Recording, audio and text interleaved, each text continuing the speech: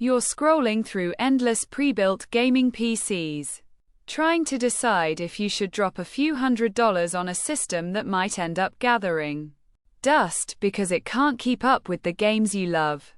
I get that hesitation.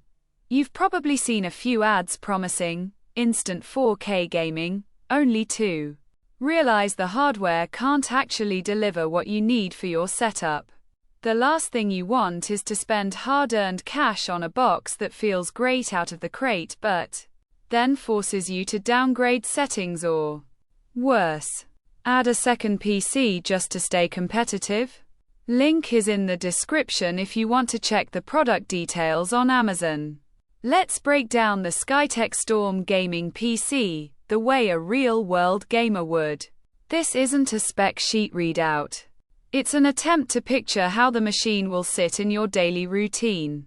What it will actually do when you fire up Cyberpunk 2077 or Elden Ring, and where the money you're spending is really going.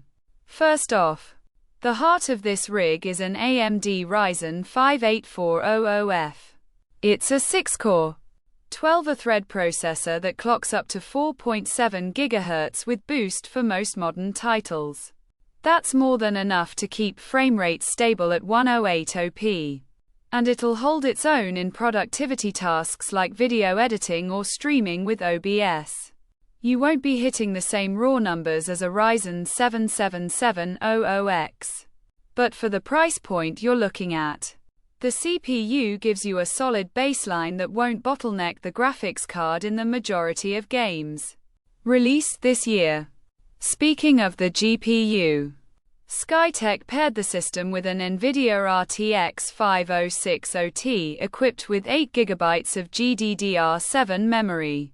This is the first generation of the T tier that slots in between the 5060 and the higher-end 5060 Super. In practice, you'll see very comfortable 108p performance with ultra settings in most titles. And you'll be able to enable ray tracing at medium levels without the dreaded dip below 30 FPS. If you have a 1440p monitor, the card can still push respectable numbers, especially if you're willing to dial back some of the most demanding visual effects. It won't replace a RTX 3070 Ti for competitive 1440p 144Hz gaming. But for the cost, it offers a decent entry into ray-traced graphics without needing a separate upgrade soon. Storage is where the Storm really starts to feel like a ready-to-go machine. A 1TB NVMe SSD means you'll be loading worlds in seconds, not minutes. I've seen builds that rely on a 256GB SATA drive and then watch the system crawl when the drive fills up.